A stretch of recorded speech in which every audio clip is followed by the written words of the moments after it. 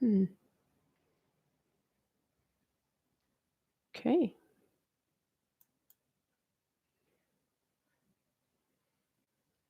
Let's see who's going to be first today.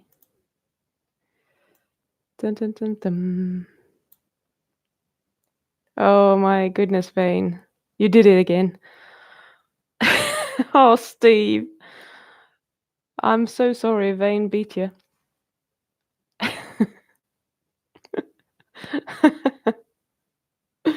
Oh my god. Vane, do you have a life? Or are you just sitting there waiting for the next live stream to start? I don't get it. I don't understand how you can be so quick. You must have like super internet.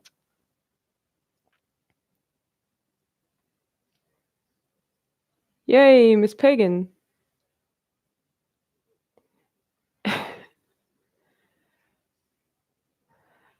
Well, it is hard to beat Vane. I think he has some sort of super cheat. Yeah, that's true, Steve. Yes, I'm glad to have you here. No more weddings, more live streaming. Ah, someone left us again. So, you know how I do things. I'm going to do the same thing just because I find it really hard to kind of focus on what I'm going to say and the live chat at the same time. So I will be talking about the topic that I decided to talk about for a bit. It might be 15-20 minutes today, I'm not really sure. And then I will come back to your questions after that and answer all the questions. It's probably making it more clean for people who just want to watch the presentation or those who just want to actually see what sort of questions I'm answering. Humanimore, yes, you can come in. You're more than welcome. Haha, first like, I like it. So, we're missing some likes. I can't even like my own video, not from streaming mode anyway. So I know that all of you who are here are already subscribed, but I'm saying this to everyone who's not subscribed who will watch this on a replay. Subscribe to the channel if you want to get updates on when I'm going live or when I'm uploading a new video. Just, hit the little bell as well. And if you haven't already joined my membership site, you will find the link in the comments and you can just join it. It's free. I have some material up there. I am having some big plans about where to take it, and a lot of the stuff that I want to do is going to be exclusive for my members only. And there is already some of that stuff going on there so that I'm not overloading everyone else who's not that interested in quitting sugar. Hi, Sarah.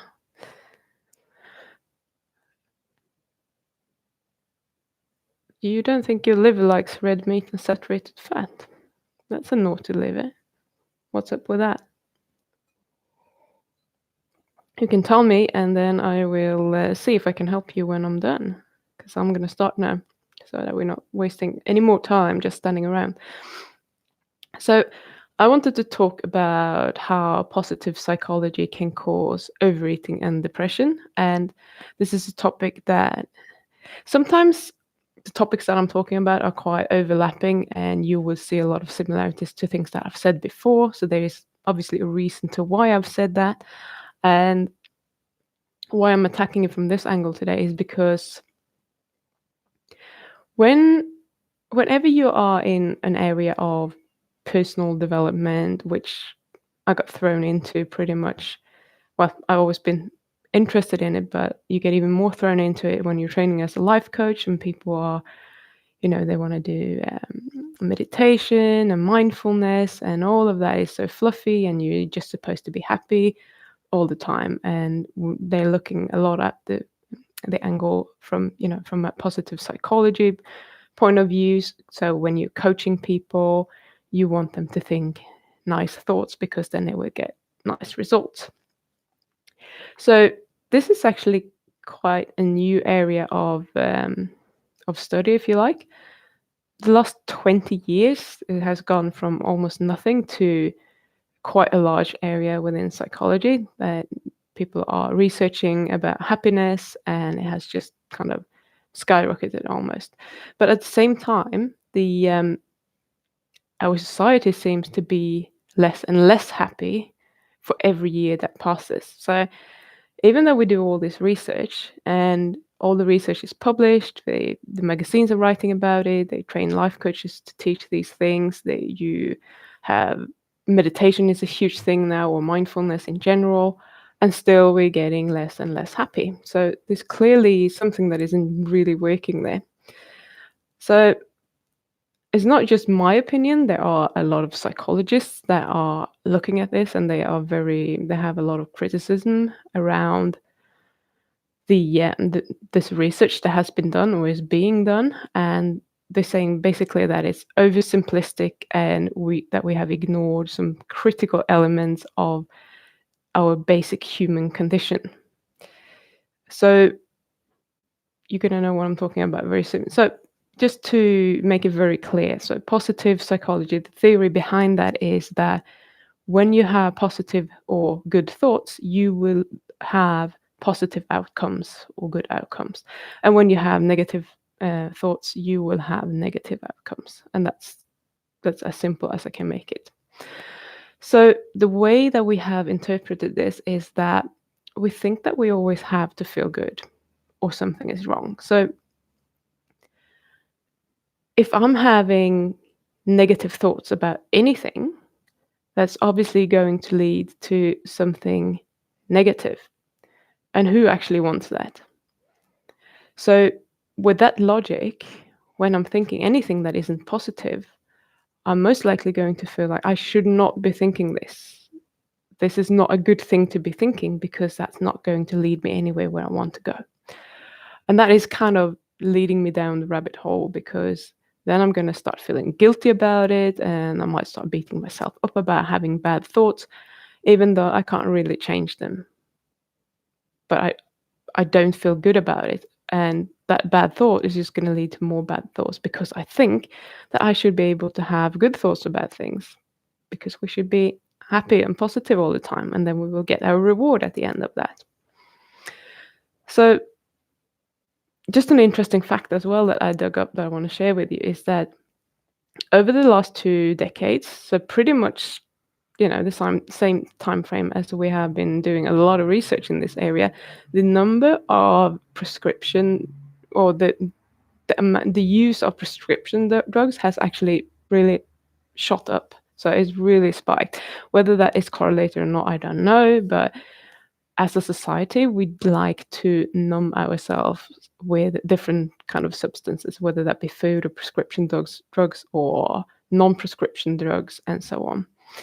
So positive psychology is actually really rooted in a hedonistic worldview, where we are advocating and we are actually following that as well. We try to avoid any sort of pain,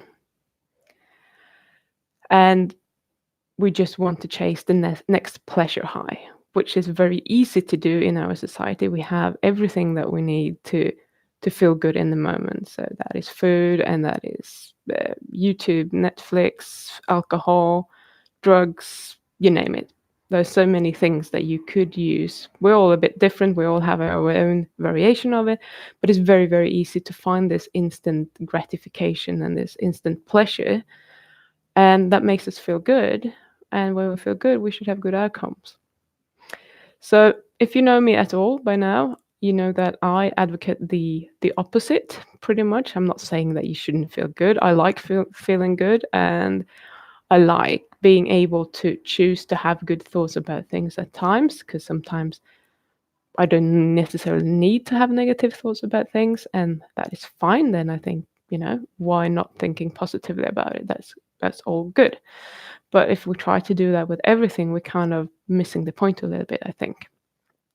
So the reason I'm doing this or why I'm advocating this, is because when we are living a life of pleasure seeking, as in food, etc., basically what that means is that we don't live a life full of meaning and satisfaction. We only have this short burst of pleasure, and then we go back down and we have a dip, if you like, where we don't feel very good, because now all of a sudden we're taking away this source of pleasure, and then we need to chase the next one. So it's actually the challenge and the hardship that comes with going through hard things that will give you true fulfillment and a feeling of accomplishment and satisfaction. So whereas it's very uncomfortable to go through these things are the things that actually make us feel happy for a longer period of time. So we have some sort of baseline happiness that goes up when we are going through hard things. And we're kind of missing this point. We don't want to think about that because it's uncomfortable. And one thing that is very interesting is that the people that are chasing happiness in general, or the people that are valuing happiness very highly, they also set very high standards for themselves, that they want to be happy, and this is what that means, this is how happy I should feel.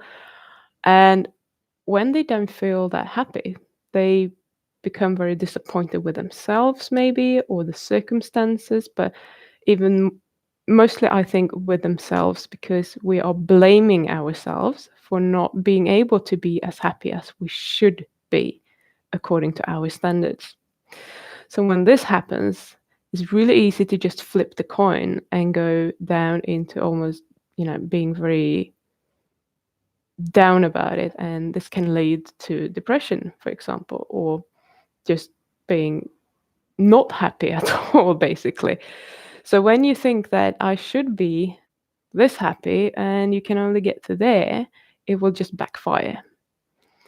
And so the higher standards and the more people value happiness, the less happy they actually turn out to be most of the time, because they are just disappointed and they're frustrated and they want to feel happy, but they can't.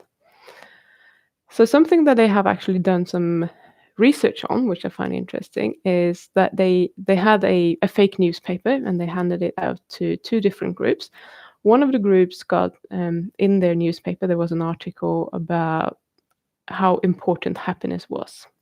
And the other one just got the newspaper with the news. It was nothing about that at all. And then they showed them a couple of video clips. So one was a video clip that would generate happy emotions, and the other one was to generate sad emotions. And those who read the article about the importance of happiness, they had a much less positive response, or emotional response, to the video that was supposed to generate happy feelings, or the happy clip, if you like. But when they were watching the sad one, there was absolutely no difference between the groups. So this is a very, very basic experiment. It's very simple, but just by having people reading that it's really important to be happy, they couldn't actually feel as happy after watching this clip as people that had no clue about this. So what does that really tell us? Maybe not a huge lot, but I think it's some important information to have when you're thinking about things. So what I would say is that it probably suggests that when we value happiness, we feel a lot less of this emotion in the moments that when we should be experiencing these emotions, because we're just expecting our happiness to pretty much go up more than it should from baseline. So when they were watching this movie and they didn't feel as happy as they expected that they would from watching it, they felt less happy than they would have if they had not had those expectations. So that's how we can interpret that. Let me have some water. So I was saying it before, but true happiness or satisfaction, fulfillment, whatever you want to use, is coming when we're doing things that presents some sort of challenge. So an example for me with I've said this before. I don't drink alcohol because I never really cared for alcohol. I don't really like it. I don't miss it when I'm not having it. I don't feel like I'm missing out when everyone else is drinking. It does not bother me at all. I don't really think about it. I don't spend any brain power thinking about whether I should be drinking or shouldn't be drinking, or whether I'm going to miss out and whether everyone else is going to have much more fun than me, because I know that I don't like drinking. I don't like the taste of it. I don't I don't mind how it makes me feel up to a certain level. I've never actually had a hangover in my life. I seem to be immune to that. So people think, why are you not drinking then? But it's not because I can't drink. It's just that I choose not to. It doesn't really provide me with anything that I want. So I don't feel happy about not drinking. I don't feel sad about not drinking. It just is neutral to me. It doesn't provide me with any feeling whatsoever that way. However, if I am going somewhere, I'm going out, and everyone around me is eating cake, then if I can truly say that I don't want this cake, I'm going to feel pretty damn good about myself. I'm going to feel like I'm on top of the world. I'm in control of exactly everything. I get to choose. I'm pretty awesome. Some days I might not have those feelings. Some days I might feel like, oh my God, I really want that cake. But if I can truly go in there and say, "No, I don't feel for it," I will feel really damn good. So the difference here is just that I've had to overcome my cravings for sugar. I have struggled with it for so many years, and still I have days where I'm struggling with it, and I have to kind of bring myself back because I actually want that cake. And I have to be, oh no, come on, Pim, you don't actually want the cake. So it's just all the hard work that has gone into working on my cravings and getting rid of them and getting to a place where I don't want it anymore. That is what actually gives me this feeling of freedom, that gives me the satisfaction of feeling like, yeah, I can do this. I got it, and I'm pretty damn awesome. So with the alcohol, for other people, alcohol is a big problem. Not for me. Never been. Therefore, it doesn't give me any happiness whatsoever or any satisfaction. So the avoidance basically of any type of negative emotion that is, you know, whatever that might be, shock, pain, frustration, boredom, anxiety, awkwardness, when you're being wrong, whatever it is, when you can go through those feelings and you're not avoiding them, you will feel pretty damn good. But often we don't want to do that. We want to kind of skip that step. So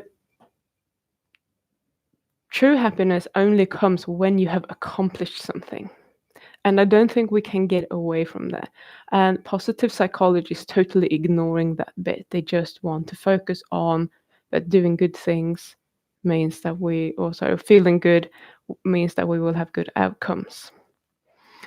But by not actually considering the other part, when they are broadcasting this message, it's kind of getting lost in translation. We are not being told about the part that is missing. So I'm not bashing positive psychology in itself. I'm bashing how it's presented to us, and that it's some sort of dream state that we are supposed to be in. But there is no positive without the negative. We need the balance. We need to go through those things to come out on the other side and feel good about it. So in a nutshell, positive psychology, in my opinion, is certainly interesting, and it's something that I think is good to know because, after all, I'm a life coach, and I like playing around with my thoughts and my feelings and my mind to actually get to where I want to be. Sometimes we are getting very upset and sad or whatever about things that we don't actually need to be upset and sad about, and then I have the tools that I need to bring myself back to reality and kind of get over it much quicker than someone who wouldn't have those tools, for example. So, from that point of view, I think it's brilliant, but we need to also focus on the other aspect that isn't just positive. So, try to not be, I should say, disappointed with yourself when you're not feeling a certain way, when you think that you should feel a certain way. Because life is just life. We are just humans. That's how we react. You can absolutely work on maybe changing your thoughts around it, and that's fine. But sometimes we just need to go through these feelings, and that's fine. So keep it in mind that going through the rough patches is what will actually lead you to the happiness that you desperately are looking for. And so true happiness, the feeling of true happiness is also totally different than when we're having cake. That is just satisfaction. If it's like, oh my God, that's so good. And then it disappears. And it disappears pretty quickly for most of us. But the true happiness brings us some sort of peace and content with it, that we just feel like a baseline of happiness and we're feeling like we're almost floating. So it's totally different feeling. And what I want to chase is the real happiness. And sometimes I do have cake and I plan for it most of the time. So that's just how it goes.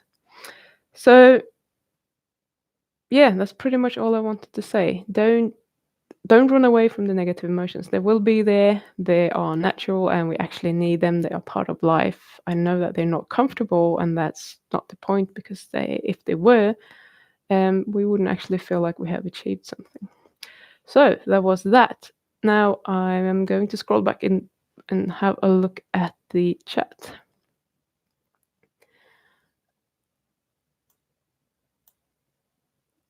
Okay, so Humanimal, interested in my thoughts on this topic, and thousands will binge watch on these clips to catch up at someday. Yeah, let's hope so. And I'm hoping that it actually brings you some value when I'm talking, and that I'm making myself clear. Sometimes it might sound clear in my head and then it comes out and I'm like, no one probably understood what I was saying. So if you don't really understand, just ask. It's no problem. So Steve says, my blood sugar rises extremely when I stick to red meat and occasionally high saturated fats. That's very, very strange, Steve.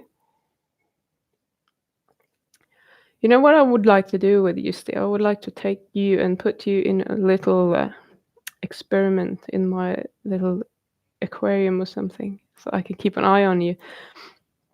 You seem to have some strange things going on. Have you had your genes tested to see if you have some sort of hereditary anomaly there? Because it sounds like a very strange response. High fat meat, cheese, and butter.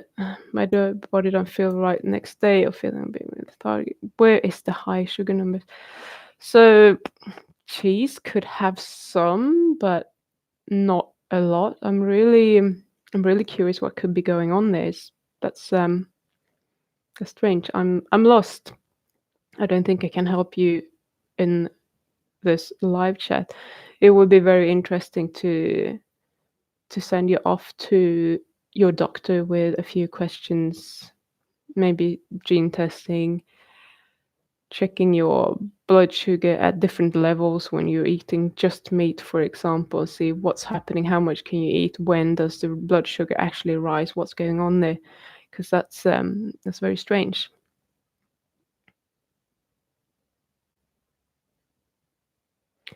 So, Miss Pagan, since going carnivore, my chronic anxiety and foul moods have let up dramatically. Yeah, that's probably because you have less inflammation. So when we have an inflamed brain, we tend to overreact to pretty much everything. Things are just, going out of hand up there. So some people are obviously naturally more anxious than other people, and that's just how it is. That's how we have evolved. Anxious people have been that's a trait that has been good in the past, because if you're anxious, you will be cautious, and your chance of survival is probably much higher than those that are taking a lot of risks. So it's something that is, it's healthy, should we say. It's not great for those people who are anxious, but at the same time, that's what actually got you here. But I think we as a society are overly anxious because we have all this inflammation going on. So that's sounds like it should be. Hello, Harut, and I can't even handle my own chat either. And things I like to play. Hello. Yay, Mario Solberg. Nice to see you here live.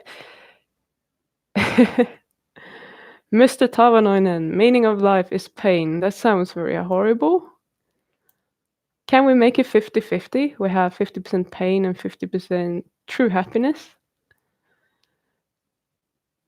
So, Ms. Pagan, I am happy with simple things. A productive day in the garden or preserving food. I split lily bulbs and found a bunch of baby bulbs that made me happy. But that's what I'm talking about. When we don't have all these artificial pleasures, if you like, the food and alcohol or whatever it is, we are feeling happy from a much smaller dopamine release in the brain. So small things can make us really happy. It's like when I'm out walking my dogs, and my small dog, she loves chasing the little birds that are flying, and she's just going totally crazy. She's just running around wah, wah, wah, wah, wah, after those birds, and she can do that for hours. And every time I see it, I just feel happy. It just lights me up. I'm just laughing at it because it's so funny. Um, no more than 2 drinks, and I'm good with it. That's perfect. Patricia, it's okay if you're late. You won't have to stay. Yes, humanimal. I see it as pop psychology, something that people use as a quick fix. It feeds anxiety. Yeah, that's exactly what it does. Unfortunately, we like to take things a bit further than they might have been meant to be taken from the beginning. So if you can lose weight by eating something, then they would blow it up, and that would be the next huge thing, that's this new discovery, and everyone will jump onto the bandwagon. And it's the same thing with this, rather than seeing as an area of study. It's an interesting area, obviously, and then we will take it and we will just take the bits that we like and that people can relate to and that people want, and we just sell it as that. Hello, Itchy.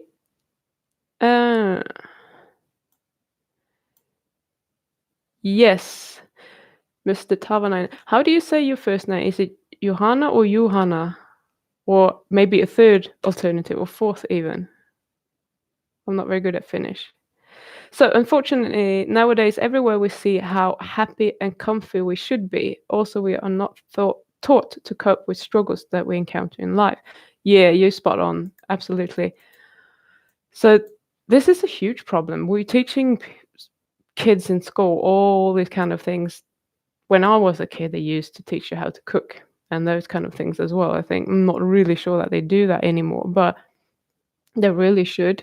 You might think that it's up to the parents to do that, and that's fine, but many parents don't actually have time to cook, or they don't think they have time to cook, so they don't do it, and they might not enjoy it, and the kids are not going to grow up and know how to cook, which I think is crazy. It's very basic life skill. And the same thing, we are not taught how to handle our emotions whatsoever, and we are taught that if you're crying or if you're sad, something is wrong and you need to be happy. So we're not kind of allowing for those feelings in our society. So when we're growing up, we think that that is wrong because that's what we've been taught. And that's a bit crazy. And I mean, I never thought about that. You know, I'm just like everyone else. I've never thought about it before. But when you start actually using your brain and thinking about things, there are a lot of things that do not make sense. Use the negativity to fuel productivity. Yeah, okay.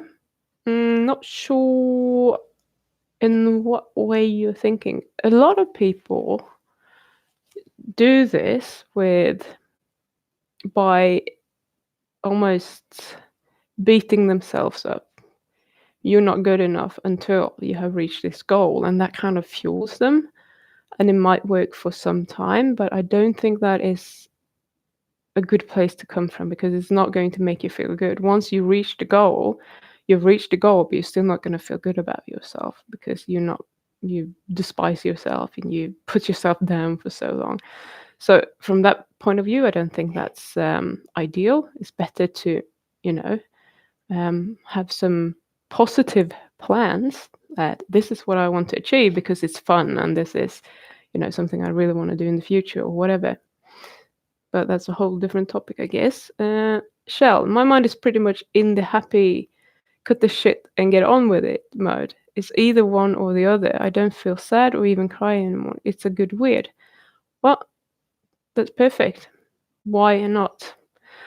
I'm I'm feeling sad sometimes and depressed at times and not so upbeat.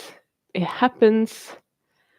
And but I think I'm a little bit like you. Most of the time I feel I have a baseline of weird satisfaction, if you like. And I just go about my day and I feel pretty good about it. Today's been pissing down again and I'm easily affected by the weather though. I like the I like sun. Uh, yeah, we are very soft nowadays. We want ice cream. Yes, we like ice creams. But that's the thing that when you say that we are soft nowadays, we really are soft as in when you think about what our ancestors had to do, they had to sleep in a cave. There were no pillows. There were no beds. It was cold. It's probably very damp. It was when the sun went down, you couldn't do anything. You just had to, sleep or have sex or whatever people did. And then you have to get up in the morning and try to find food for the day. And no shoes, you're running barefoot, you probably have a lot of scrapes and you hurt yourself and blah, blah, blah. And we don't have any of those problems today. So we create all these problems in our heads instead. We're feeling sorry for ourselves because we can't have ice cream. And that's pretty much bullshit. But that's what we do because we're people. Hmm. Steve again. I'm assuming this all comes down to my living situation. There's nobody in my family that has diabetes or heart problems or liver problems from both sides of my family. Okay. Doesn't mean that you can't have a different snip in your genes. There might be a mutation that you have acquired. Such things do happen. Fapnado, I find that removing myself for long periods from situations that randomly bring highs and lows lead to a weird stagnant middle where you can't really tell if you are alive anymore. Yes, that's exactly it. I think you are spot on. Patricia, happiness and pain are not mutually exclusive, weird as that sounds. Yeah.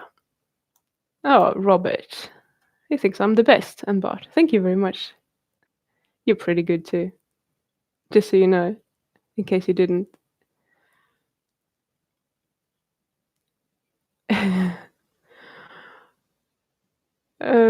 Okay.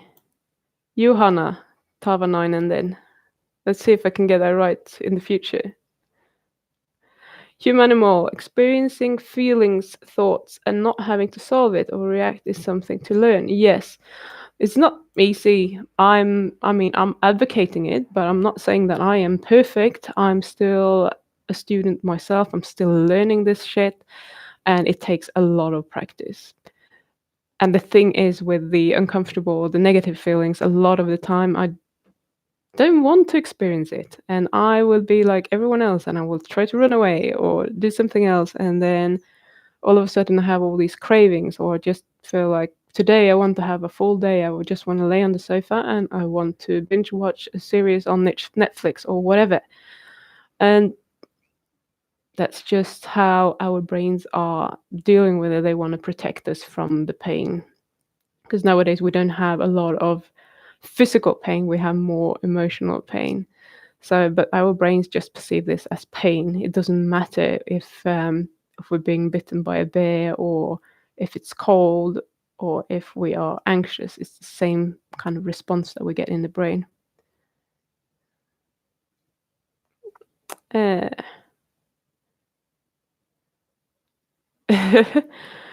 Patricia, in the US, we call it snowflake culture, where some are so fragile they can't even cope with someone else disagreeing with them. Yes, do we know anyone like that? I do. And instant gratification is a big issue with this generation. Yeah. And that's a given. It's why wouldn't it be? When it's so easy to get. It's just that we don't really know what we're giving up, what the cost of that instant gratification is until it's too late. When we do feel depressed and like the only good thing in life is that instant gratification and whatever it is that gives us that. Mm. Yes, Patricia Waters. They block everybody of the smallest frictions on the YouTube and social media pages. Yes, a lot of people do that, which is funny. Um, I mean, it's uncomfortable when someone disagrees with you, and if you were not in agreement with other people back in the days, you might be excluded from the pack, and that means that your chances of survival are going down drastically.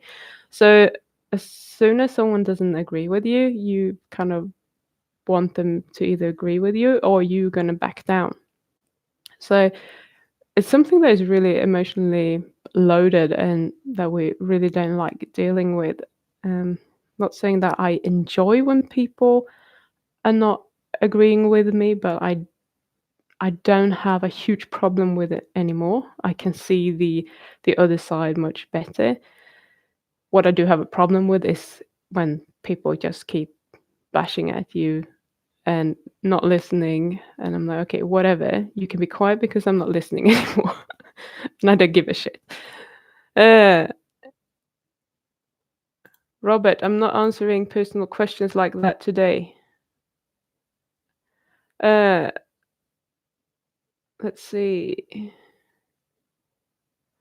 He's sleeping. Fapnado. Okay. I took my time coming off anti-anxiety, anti-depression, and now I can cry. All these situations I've been in, and even though I'm acknowledging the impact, crying is not bad. Crying is normal for some people. I cry very easily nowadays. When I was a teenager, I've never cried. I think I just grew up in harsh conditions, if you like. And I was not going to ever admit any sort of weakness at all. And then sometimes in my 20s, that just flipped around and I started crying about everything. But I think I'm a little bit at a bit healthier level now, maybe still a bit on the sensitive side, but maybe that's just who I am. Or I need to do some work on that and maybe think that things are not as terrible, but it can be nice to cry. It's just that I get really puffy. It's horrible. Uh,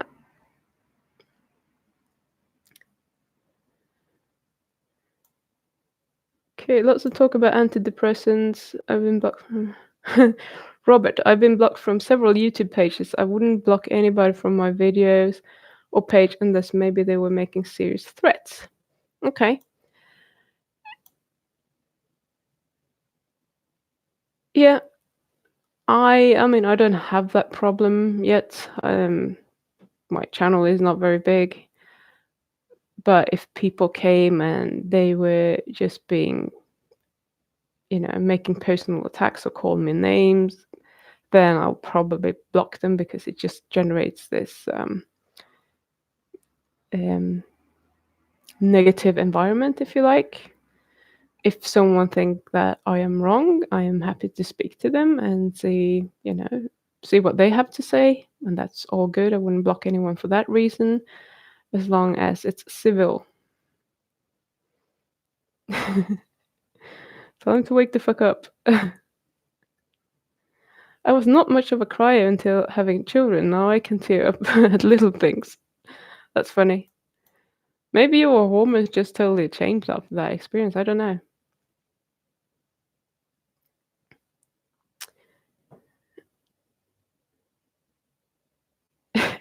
So when something is wrong, it makes me think of everything else that is wrong. One problem equals 100 problems. Okay, so that's quite an interesting one. What's probably going on there is that as soon as you have this negative feeling, you probably have all these other thoughts that create the same feeling, and you just get into this head spin. So that is obviously something that you could work on, but you probably need to see a coach or something to work on that. But what you can do is just, take one problem at a time and try to be realistic about it. Look at it objectively and not from an emotional perspective, and see what is it. So um, if you want to give me one example, we can run through it, but it's really hard for me to just make some shit up here on the fly with what you could be thinking about. But so let's see. Yes, people don't like to hear the truth if it's disagreeing with them. Yeah, I mean, who does? Do you like that?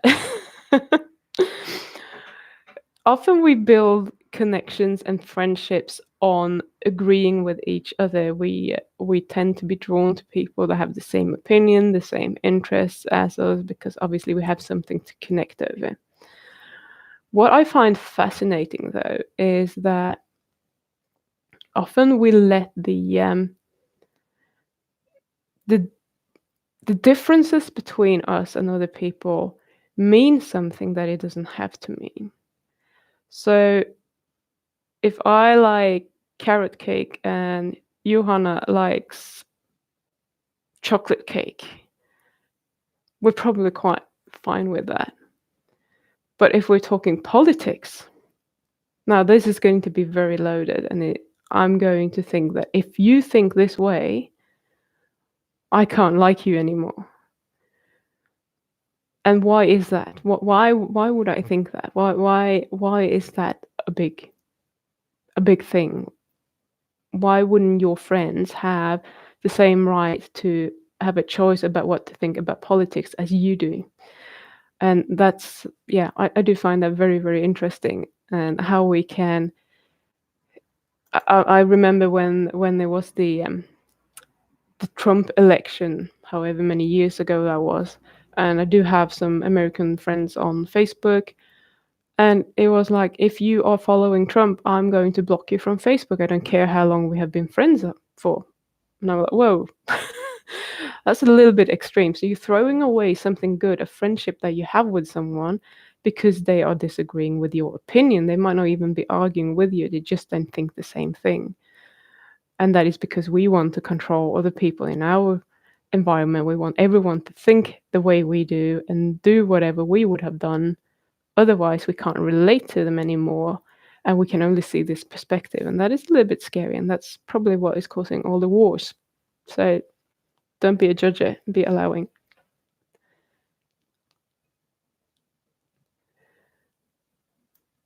Okay, it's good. So Mr. Tavonainen can change his mind. Doesn't know. Yeah, I mean, I can change my mind as well about things, absolutely.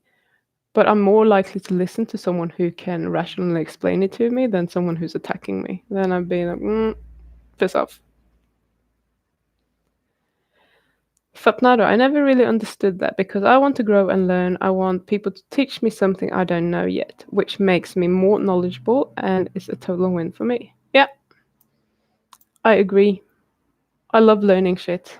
I always like listening to things, watching things, learning things, and if I don't for a while, then I have a craving for it, actually. It's funny. So Steve like both kind of cakes. Yeah, that makes you neutral. It's all good. And that's pretty much where I am with politics, I guess. So I'm just bringing that up because it's, for most people, it's very loaded. But for me, I'm like, they're all shit. I don't care. When I was younger, most of the time I didn't vote, because I have the ability to choose whether I want to vote or not. So I always understood the argument that you need to vote for something to show that you care, and you have the right to do so, so you should be doing it. But then I'm a bit me, and I'm like, actually, who are you to tell me that I need to vote when I think they're all equally shit? So many times I chose not to vote, and that in itself upset a lot of people.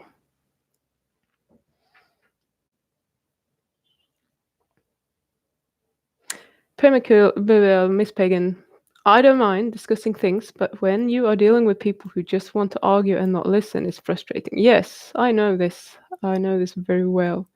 I live with one. Shh, don't tell me. Don't tell him. Jack Hunter, enjoying the stream, Pim. Interesting subject matter. Yes, I think it is interesting. It's otherwise I wouldn't be talking about it. I don't want to be talking about things that I don't find interesting because that's going to be quite boring. Love you too, Patricia. Shell, if you're not saying anything helpful, feedback is great. Anything else is shut the fuck up. Yeah, I think to some extent, sometimes opinions are not welcome by others or by us, and that's just how it is. I would like to see myself as open to listening to everything, but then I'm obviously free to make my own mind up.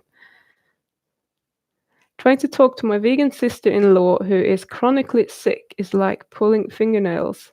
She's so deteriorated she can't see basic concepts. We used to be great friends. Oh my god. Okay, so yes. Sometimes you just have to choose to love a person whether they want to listen or not.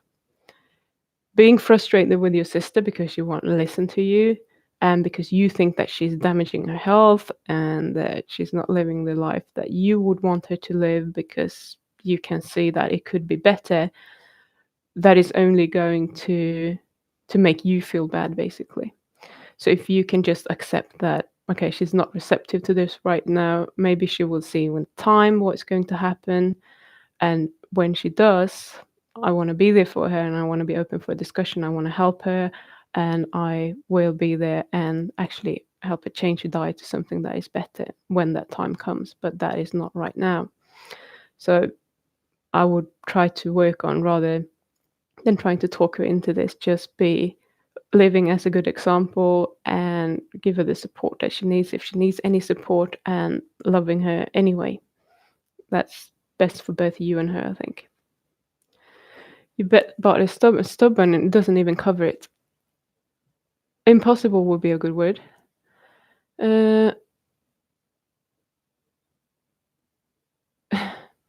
Is organic whole seed sesame tahini bad for you? Yeah, I don't think that is great, probably.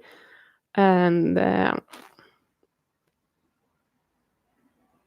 I'm trying to think what's in sesame seeds. I mean, if you depends. Steve, try it. Have a base diet that you're following, and then from there, you just add something in, see if anything happens, whether you tolerate it or not. Is this the ideal food that you could eat? No, but maybe you have a reason for why you want to eat it. And I'm not going to be here and point any fingers to say you can't ever have a whole seed tahini. When you say whole seed, I'm wondering if the shells are in there as well. That's probably not great for your intestines, but I imagine not, because I've never come across that myself, and that wouldn't make any sense because they're quite rough, those shells.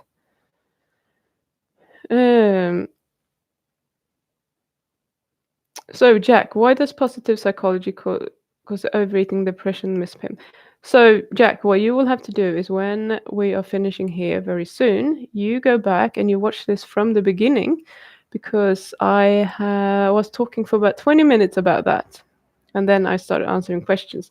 So that's how I do it on my live streams. I just talk about the topic for however long it takes, 10, 20, 30 minutes.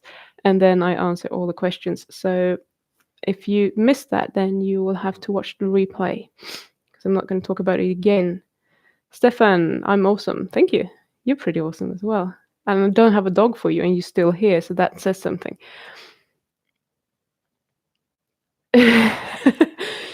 So, permaculture pagan, I sneak eggs into her zucchini bread. She loves my cooking. I'm hoping she gives it up soon after seeing our health improve.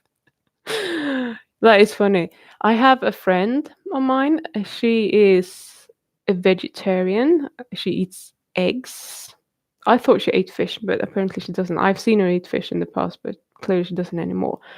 Her partner, though, he is, well, he says he's vegan, but he likes cookies and he likes pancakes. So every time she comes to me and she's talking about his health problems, I'm like, can you get him to eat eggs? Oh no, he doesn't like eggs, only in cookies and pancakes. So her secret is to make pancakes and cookies for him with lots of sugar and crap. I'm not really sure that is going to help, but zucchini bread with eggs is a lot better, and I'm going to see if maybe she would be interested in doing something like that, and maybe he would be interested in eating it. So that's a good thing. Thanks for that. Humanimal, unhold is dreadful on gut. Any seed shells, so quinoa with husk, most brown rice is an irritant. Yes. No worries, Steve. You can ask whatever you want, but I'm not sure I can answer everything. Yeah.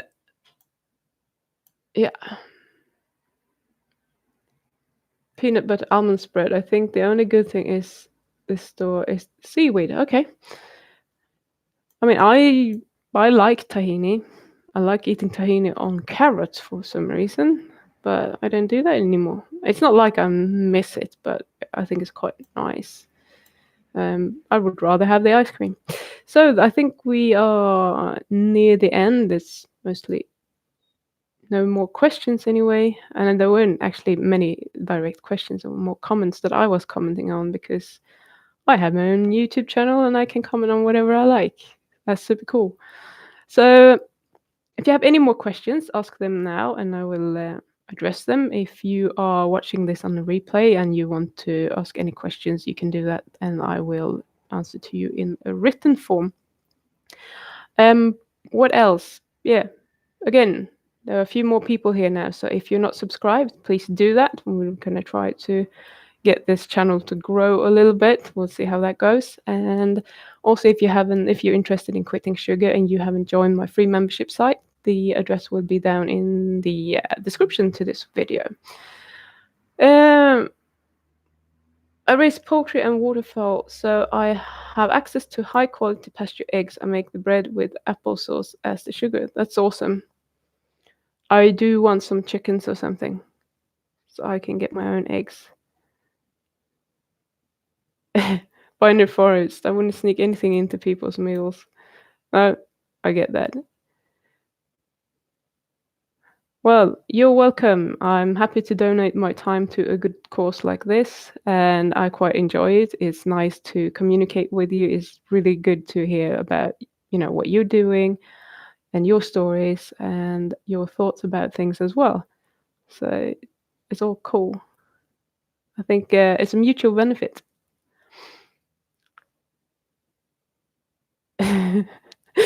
Now we're going to have an ethics discussion about sneaking food into non-food, etc.